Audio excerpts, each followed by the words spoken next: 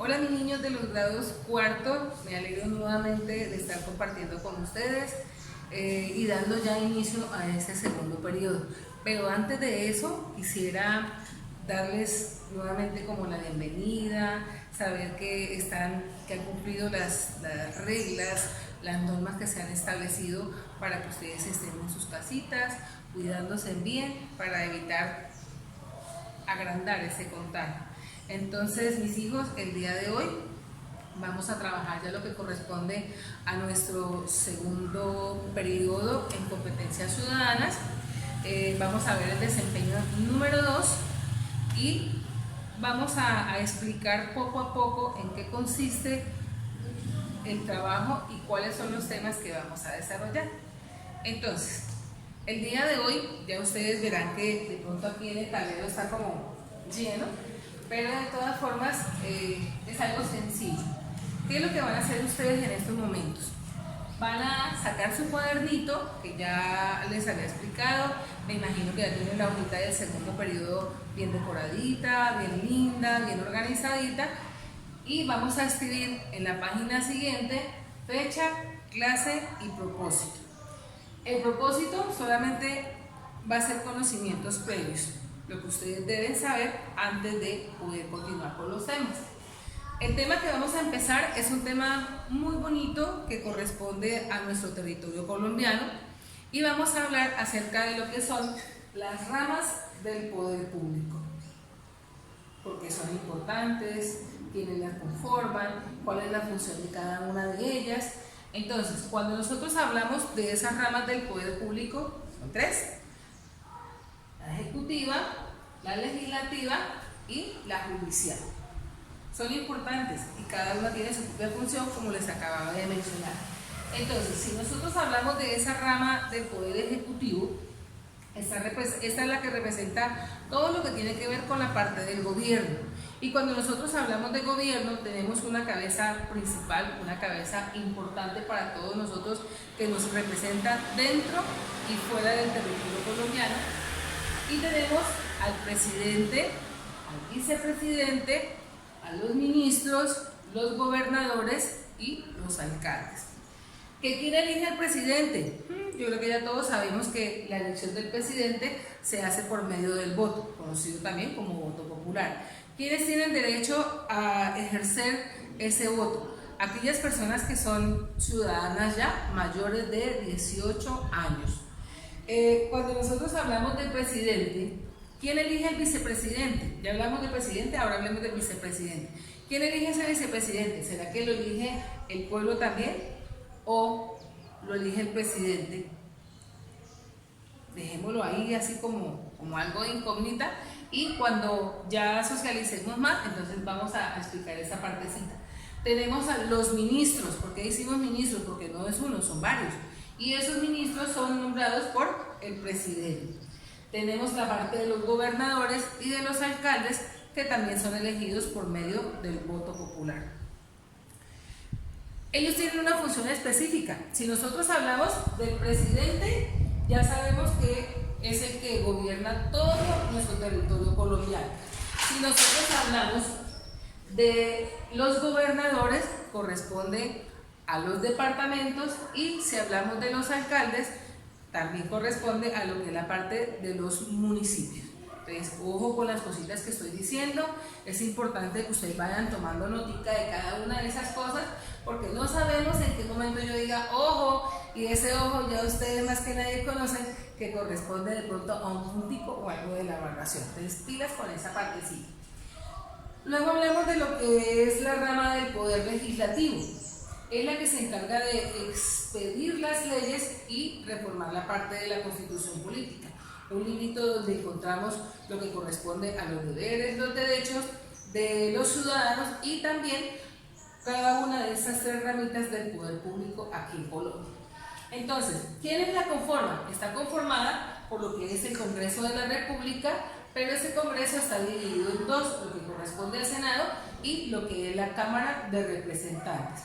La verdad, en esos momentos yo realicé un pequeño cuadrito, un pequeño mapa conceptual para que ustedes lo vayan teniendo en cuenta pero vuelvo y les digo, más adelante vamos a ir ampliando cada uno de esos punticos, vamos a ver cuál es la función del Senado, quiénes la conforman, quiénes hacen esa integración también de la Cámara de Representantes, cómo son elegidos, cuál es la función de ellos, todo lo vamos a trabajar poco a poco. Luego tenemos lo que corresponde a la rama del Poder Judicial, el mismo nombre no dice, judicial corresponde a la parte de la justicia y de la que se encarga, aquí les digo, administrar la parte de la justicia en Colombia. Es aquella que se encarga de castigar quien está cometiendo una falta para sí mismo aplicarle su respectivo castigo. Está conformada por todo lo que corresponde a las Cortes, la Corte Suprema de Justicia, la Corte Suprema de la Judicatura, y fuera de eso también está la Fiscalía General de la Nación. En esta parte de la Fiscalía General de la Nación es bonito ver ese logo que la representa, que nosotros vemos que es una fichita de un rompecabezas. ¿Por qué será que la representa esa ficha de un rompecabezas? Piensen un momento. ¿Será que es porque nos permite jugar con ella? ¿O será porque de pronto esa ficha nos representa armar algo? Ir recogiendo como pruebas o pistas de algo que se esté dando, que esté sucediendo, y que como tal llegamos luego a algo verdadero, algo que de pronto se dio. Entonces eso es la parte fundamental en lo que es la Fiscalía General de la Nación. Es importante que ustedes conozcan todo esto y mucho más, ¿sí? Así como cada una de ellas tiene sus funciones, cada uno de los que la integran también tienen su propia función. Si nosotros hablamos del presidente, tiene una función. Si hablamos del vicepresidente, obvio, también tiene una función. Y una de las cosas, alguien me preguntaba en una ocasión, ¿y si el presidente no está, el vicepresidente puede ocupar ese cargo? En el momento sí, pero digamos que es el encargado. Pero como tal, el vicepresidente no tiene ninguna autonomía, no tiene autoridad de aprobar, de hacer algo sin consentimiento del presidente. Aunque el presidente es la cabeza principal y el vicepresidente lo va, digamos, como a reemplazar, él no puede tomar decisiones sin que consulte primero con el presidente.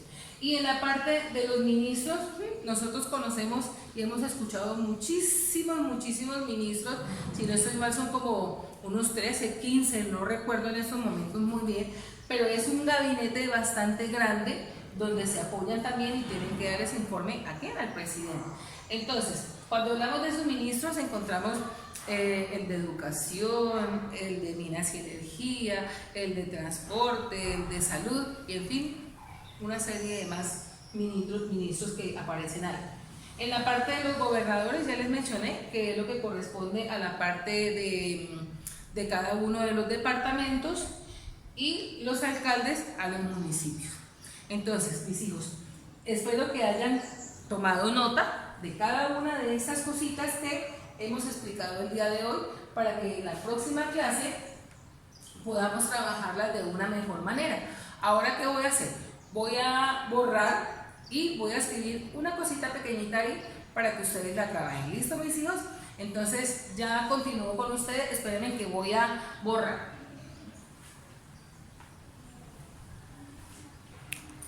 Listo, mis hijitos. Entonces, acá tengo la consulta.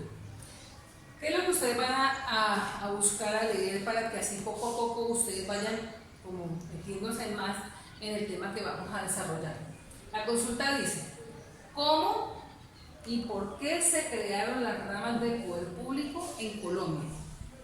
Nosotros ya sabemos que están las ramas, quiénes la conforman y cuál es la función, pero ahora necesitamos saber cómo y por qué se crearon esas ramas del poder público, qué fue lo que sucedió, quién fue el que la inventó, por qué. Entonces esa es la partecita fundamental que ustedes van a realizar en la consulta. Listo, mis hijitos, yo creo que ya con esto es más que suficiente. La parte de los conocimientos previos, recuerden que deben de llevar su cuadernito bien organizado, bien bonito, con el mapa conceptual que habíamos tenido ya acá y desarrollar bien clarito y bien completo lo que es la parte de la consulta.